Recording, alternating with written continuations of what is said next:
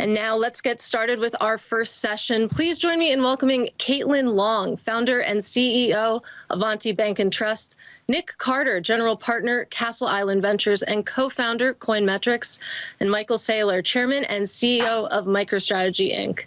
It's great to have you guys with me. We have three heavy hitters, 30 minutes, and a lot to get to. So I'm going to start with a rapid fire question for each of you. I want to hear, in your view, what has been the most significant development in the cryptocurrency landscape, good or bad, in the past year. And Caitlin, I'm going to put you on the spot first.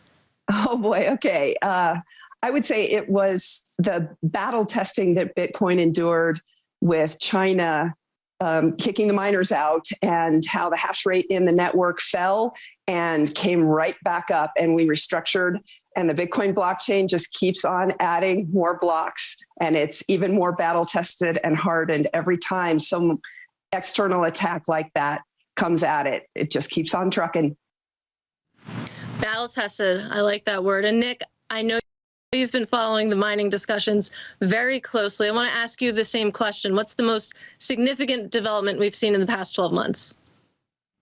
Yeah, the hash rate transition was immense and incredibly revealing. But for me, it was El Salvador legalizing Bitcoin and acquiring it on its balance sheet. I mean, that's the first non-pariah nation to officially acquire Bitcoin.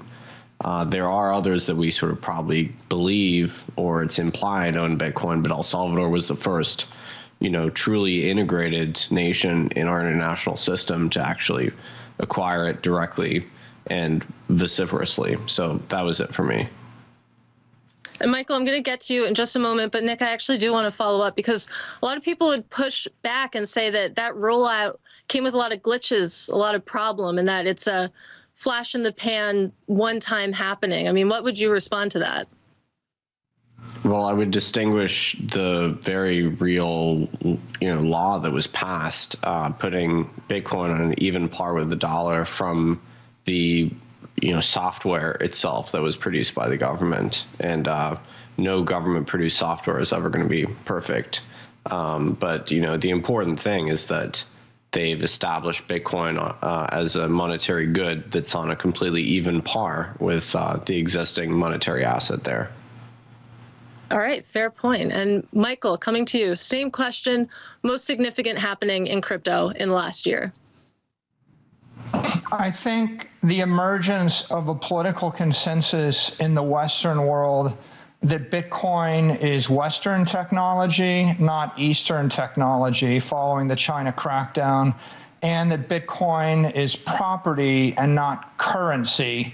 And the acknowledgement by the head of the EU Central Bank, the head of the Federal Reserve, the head of the SEC, Congress, senators, that Bitcoin is digital property. You can hold it. It is the standard by which all other properties will be judged. And I read that as a green light for institutions and mainstream investors to own Bitcoin in the Western world. I think that's the most significant thing that happened this year. All right, that was a great rapid fire. And I want to zero in on regulation, because I mean, that's been the most interesting thing, at least from my perspective, that around the world, but particularly in the US, when you look to the Federal Reserve, the Treasury, Congress, all sort of sharpening their focus from a regulatory lens on crypto. And just this week, we had the President's Working Group on Financial Markets release a report on stable coins. Those are designed to be linked one for one to the dollar or some other fiat, basically saying that stablecoin issuers essentially need to register at banks. And Caitlin, 30 minutes before this panel, you had a very tantalizing tweet. You said that you'll give your first public analysis and its massive impact on crypto. So I want to start with you. I mean, what's the takeaway? What's the impact? Well, the takeaway is that every stablecoin issuer has to get FDIC insurance now. And the impact of that is that the Bank Holding Company Act is going to apply to every stablecoin issuer. What does that mean? I saw a very interesting article yesterday that the press was starting to figure it out. The press did not figure out the real impact of all this yet, but it started to yesterday, that if Facebook is going to issue Diem, then Facebook itself, the holding company, would have to become regulated by the Federal Reserve. Of course, that's not going to happen, but that's what the Bank Holding Company Act means. It means Federal Reserve regulation of all the affiliates. And so when I say there's going to be massive impact on the crypto industry, it's really on the market structure. It's not on Bitcoin itself. Bitcoin, Ethereum, all the actual on-chain coins are going to be fine. But where you're going to see an impact is in a lot of the trading. Stable coins are about 70% of the trading. A stable coin is on the other side of a crypto in about 70% of transactions. And so what the President's Working Group paper has done is say, and by the way, they don't need congressional approval to enforce this, that stablecoin issuers have to get FDIC insurance. What's the impact of that? Well, there's not a single crypto native company that has even applied for FDIC insurance yet. There's a reason for that, but that's the fact. Actually, there's one that has applied, but the application was withdrawn. So now all of us are starting from scratch to get FDIC insurance. It's a fascinating fact pattern because the incumbent banks already have FDIC insurance. And I certainly hope that the intent wasn't to create a structural advantage for the incumbent banks, because all of the startups are now scrambling to get FDIC insurance. And I can break a little news this morning. Last night, Avanti's board voted for Avanti to file for FDIC insurance, and we will be dropping that FDIC insurance application very soon. But most of the crypto intermediaries are not structured to become FDIC insured banks. They don't have the capital. They don't have the compliance. They don't have the management teams. And very importantly, they're not ready to comply with the Bank Holding Company Act, which puts some pretty serious restrictions on affiliates as well as on the cap tables. The banks, for example, are not really allowed to have preferred stock in their cap tables. And boy, there's a lot of venture capital money and a lot of crypto intermediaries that wouldn't comply with the Bank Holding Company Act. Well, I'm so thrilled because I love breaking news. But Caitlin, I'm curious that the fact that Avanti has applied for FDIC insurance, is that in direct response to this President's Working Group paper? Yes, and to be clear, we haven't dropped the application yet. They have our business plan. We've been in touch with them, as most of the crypto companies that are seeking some form of bank charters have been in touch with them. And we look forward to working with them. The rules keep changing, and we're going to figure out a way to get open. We have no problem complying with all of these rules. We are the closest among all of the crypto intermediaries because we already have that bank charter, and we're already in compliance with the Bank Holding Company Act. The most important question, though, is how fast this is all going to happen. And Avanti is going to be a test case for that. We're scrambling to get that application in as quickly as possible, and look forward to rolling up sleeves and determining whether the innovators really will have the ability to compete with the incumbents. Well, when you do drop that application, I want you to tell me first. But Michael, I want to bring you in here because on our prep call, we were talking about this race between sort of these private tech companies and sort of these crypto native companies and the government really to control this space. And Caitlin mentioned that a lot of the crypto native companies haven't applied for FDIC insurance, and that could create an uneven playing field. I'm curious to hear your thoughts on that and who's actually going to come out on top here. I think the report is a seminal event. It signals the transformation of the industry from the offshore, unregistered, entrepreneurial organizations that have dominated it for the first decade to the institutionalized, publicly traded companies that are in the traditional industry. It is a green light to the JP Morgans and the Bank of Americas and the Citigroups of the world to issue $1 trillion of stable coins. There's $130 billion of stable coins in the world right now, right? They're either going to zero if the regulator said you can't have them, or they're going to $1 trillion followed by 10 trillion. And I think the administration knows this, and their vision is FDIC-insured banks, properly managed with legal teams and general counsels and compliance routines, issuing billions and then hundreds of billions and then trillions of dollars. not for the stablecoin use case right now is the settlement of offshore exchanges on Saturday afternoon trading crypto. But the real use case is treasury remittance of Amazon and Apple and Google and Exxon cross-border, or 8 billion Absolutely. people buying things. And so if 8 billion people are going to have digital dollars in their wallets, and if we're going to move trillions and tens of trillions of dollars of money around at the speed of light, you're not going to do it without coming into the regulatory environment, which includes FDIC, insurance, compliance, and the like. So I think if you're a small crypto startup, this is a bit scary.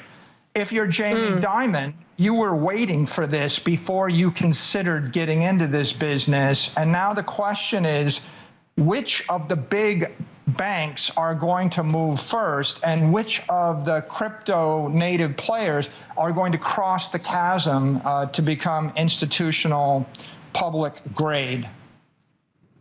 And how many of their developers will stay working for them if they get acquired by big banks?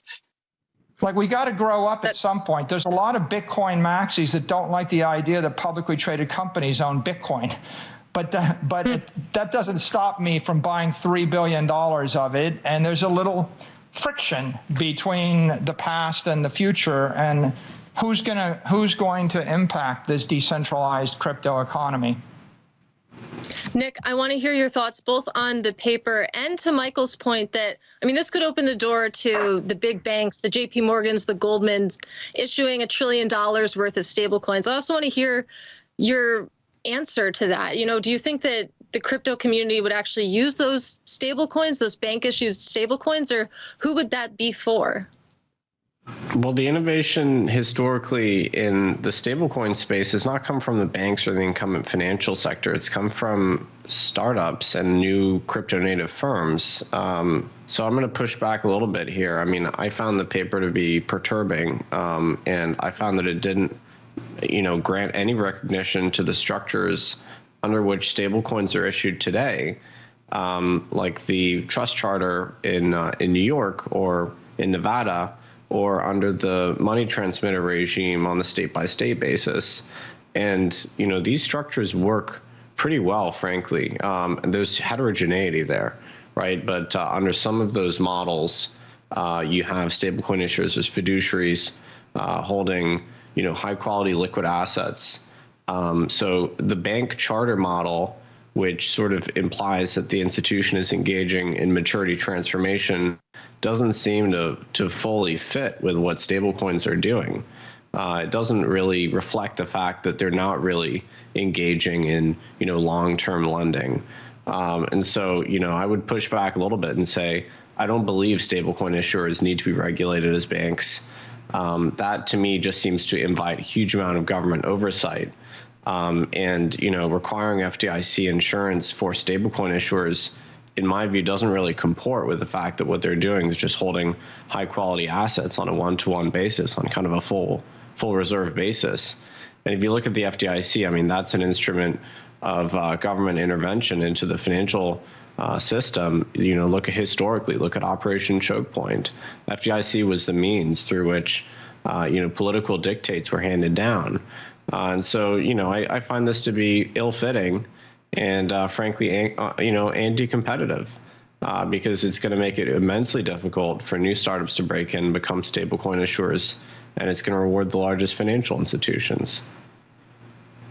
Well, Nic, I'm curious to hear, do you think that there should be more stablecoin issuers, or would this structure, this system, which you say works very well right now, be better served by just having one or two main ones? Because right now it feels like the big boys are Tether and Circle, and that seems to be what everyone uses.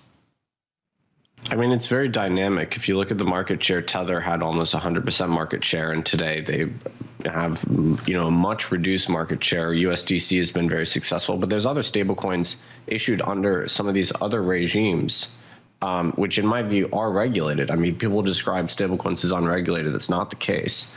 There's other stablecoins that have done very well and that are, pretty closely monitored by their relevant regulators, whether it's DFS, whether it's, individual states. And so it is dynamic. And of course, from a free market perspective, I think more issuers is always better than fewer. But the president's working group's language here, I think, would restrict the set of issuers. All right, well, we could talk easily for an hour about stablecoins, but somehow we're already halfway through our session almost. And I do want to say again to the audience, if you have questions, feel free to submit them. But we have to talk about ETFs because last month, history was made in the US. You saw the first Bitcoin futures-backed ETFs, not physically backed funds, launch on US exchanges.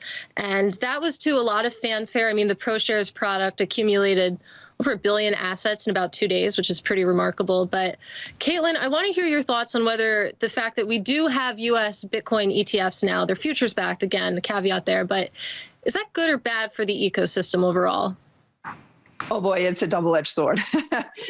And ever since Backed entered into the scene back in 2017, 2016, I've been warning that, the leveraged players coming into crypto, we're going to start applying the same leverage games that the traditional financial industry deploys.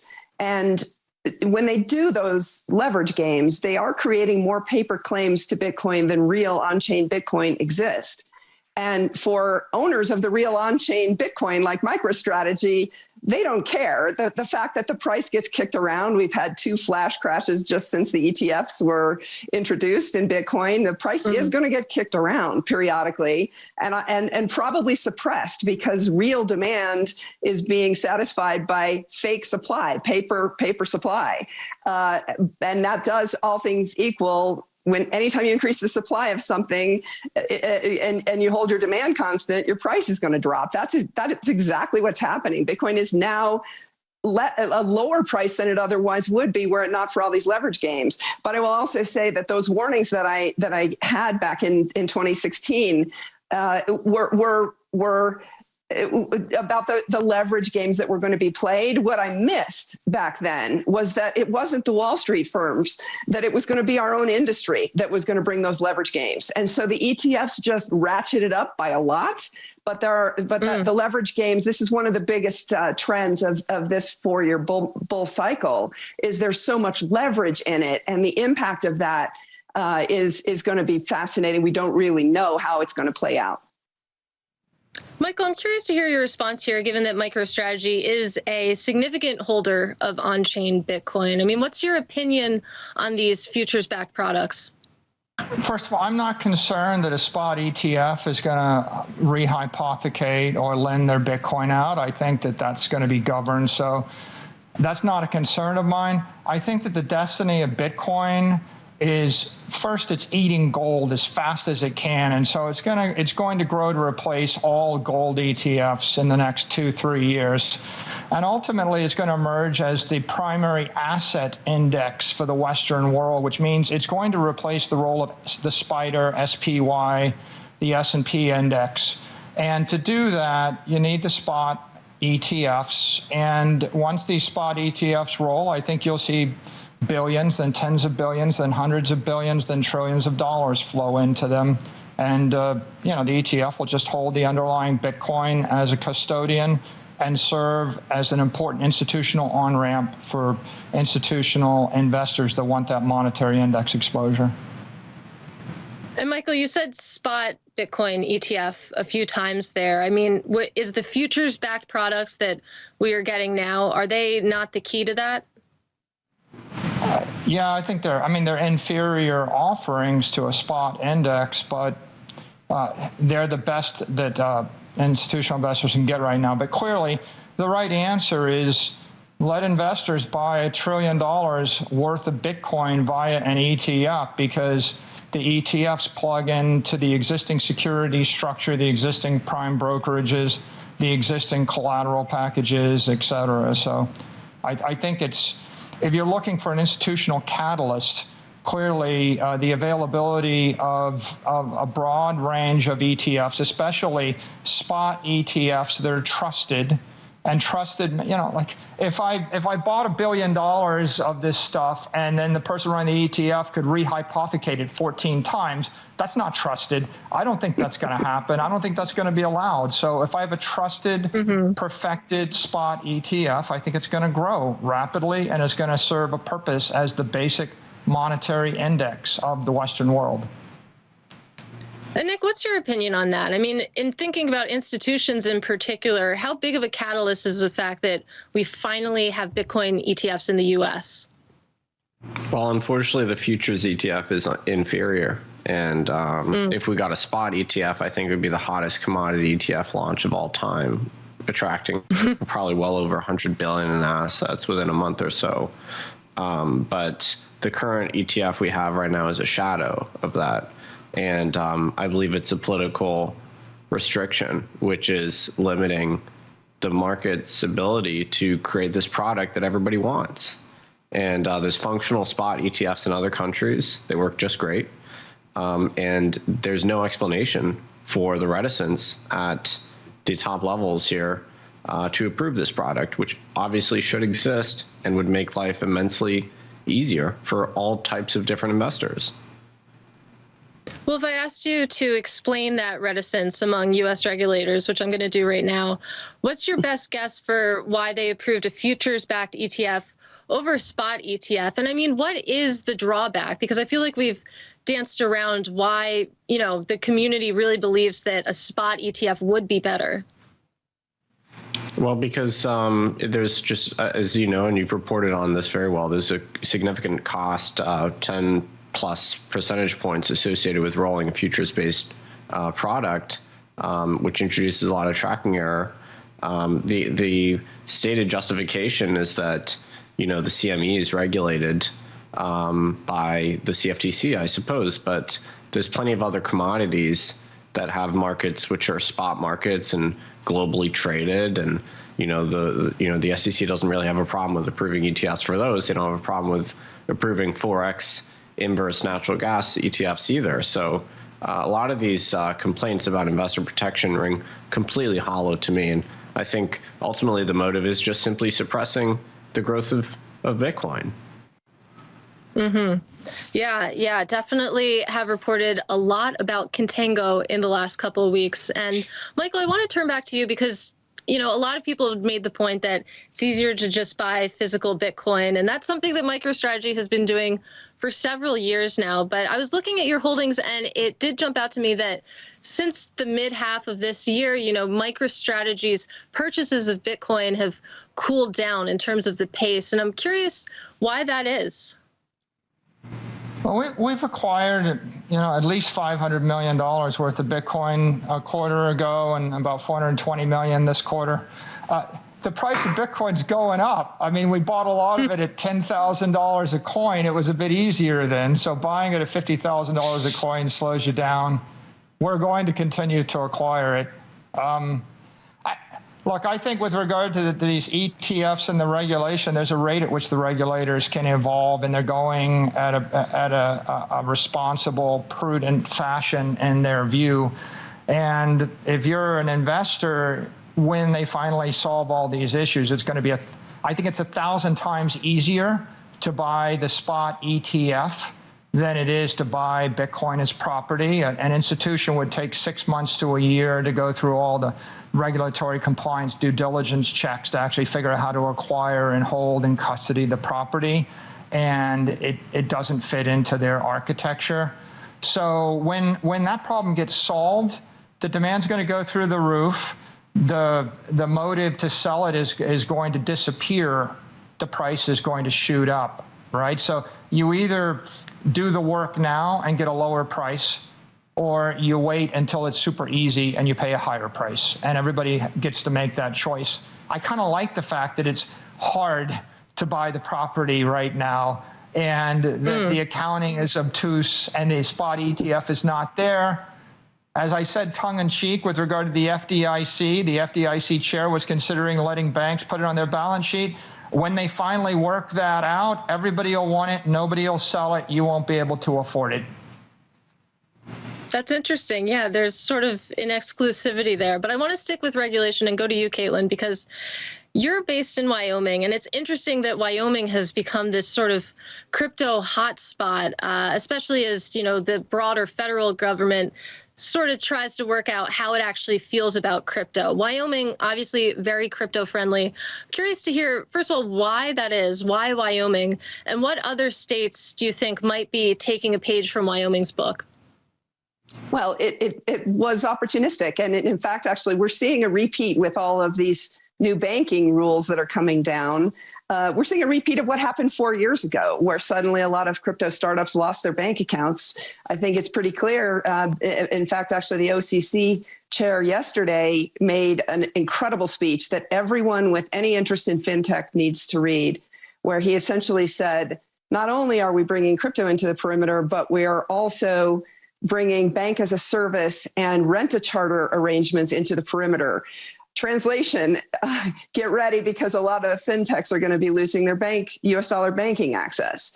He all but said that yesterday. And Wyoming got started back in 2017, in part because there was so much debanking of the startups of crypto back then.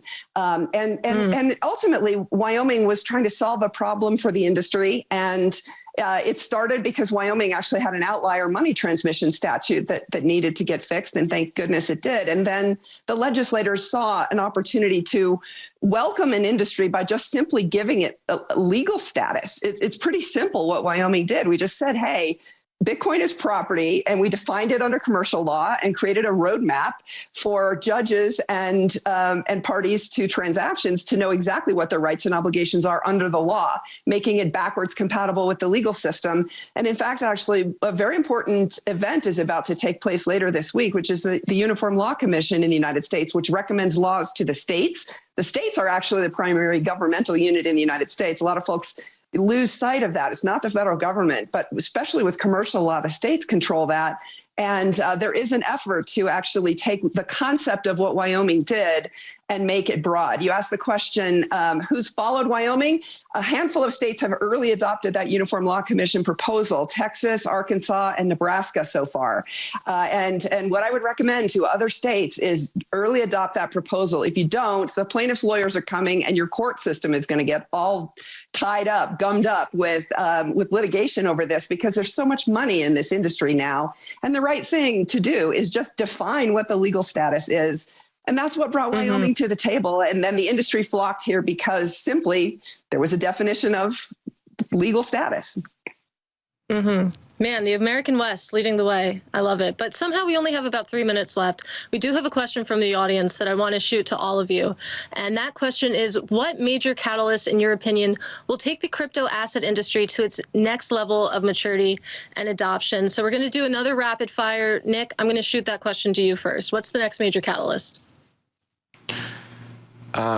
If I had to guess, a major central bank acquiring Bitcoin on a par with its gold reserves, looking at the share of gold it owns and acquiring that proportional amount of Bitcoin in order to hedge the monetary transition that's coming here.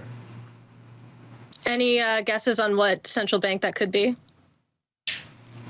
I would look towards the ones that are divesting themselves from dollar assets and buying gold, and indicating an openness to alternative monetary regimes, which is many of them. I would look towards the ones with sovereign wealth funds, with mineral funds. Look to the ones that can easily turn energy into money through Bitcoin mining. All right, fair enough. Michael, same question. Next major catalyst. I mean, the major catalyst would be a spot ETF of Bitcoin, fair value accounting for Bitcoin, and FDIC guidance to allow a bank to hold Bitcoin without a 100% reserve ratio. When do you think we could see a spot ETF approved in the U.S.? I can't speculate. I just think those are the catalysts. I wish you could. Yeah. Okay, fair point. Caitlin, same question. Next major catalyst that's going to take the crypto industry to the next level. I would say it doesn't need one, but to respond to what Michael just said, it's so interesting, though, that regarding the FDIC and allowing banks to hold Bitcoin on balance sheet, oh boy, that's putting some serious risk if that does indeed happen right at the core of the financial system. It's fascinating to me that it used to be that you tried to keep risk out of the FDIC. And now the discussion is to bring all this risk into the FDIC and have levered banks holding Bitcoin. It goes back to the early proposal or early observations about Bitcoin potentially being an apex predator in the financial system. So I would hope everyone's cautious about that. But back to your question, I don't think Bitcoin needs a catalyst. And to me, price is the least interesting aspect of it. All we care about is that it keeps on trucking. And I'm very interested in the Taproot upgrade that's coming for Bitcoin very soon. Just hardening that technology. All we care about is that it just keeps adding blocks, and all of these market structure and bank and ETF discussions all have to do with price. But at the end of the day, as long as the core Bitcoin blockchain is still adding blocks, then Bitcoin is just fine. All right, we're going to leave it there. Great discussion, guys. Thank you so much, Michael, Nic, and Caitlin. Great to talk with you today. Really appreciate your time. That was just the first panel of the Bloomberg Innovation Summit. We have a great day coming up, so please stay tuned. And thank you to everyone who took the time to watch today.